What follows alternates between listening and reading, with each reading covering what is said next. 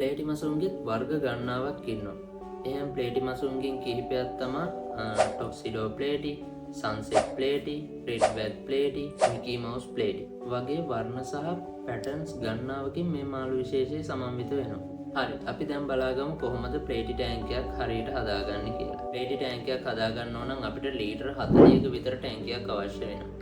ඒ වගේම ජලයේ උෂ්ණත්වය සෙල්සියස් අංශක 24ත් 28ත් අතර තියාගන්න ඕනේ. එතකොට ජලයේ pH අගය 6.8ත් සහ 8ත් අතර තියාගත්තොත් ගොඩක් හොඳට මේ මාළු විශේෂය හදාගන්න පුළුවන්. මේ මසුන්ට ෆීඩ් කරනකොට මෙයාට බැලන්ස් ඩයට් එකක් දෙන එක ගොඩක් වැදගත් වෙනවා. මේ මසුන්ට දෙන්න පුළුවන් මයික්‍රෝ පැලට්ස් දෙන්න පුළුවන්, ෆ්ලේක්ස් දෙන්න පුළුවන්, බ්ලඩ් වර්ම්ස් දෙන්න පුළුවන්. බැලන්ස් ඩයට් එකක් දෙන එකෙන් මේ මාළුන්ව ගොඩක් ලස්සනට සහ නිරෝගීව හදාගන්න පුළුවන්. ඉතින් මේ වගේ වීඩියෝ හැමදාමත් බලන්න ඇක්වේරියම් අපිව ෆලෝ කරලා තියාගන්න.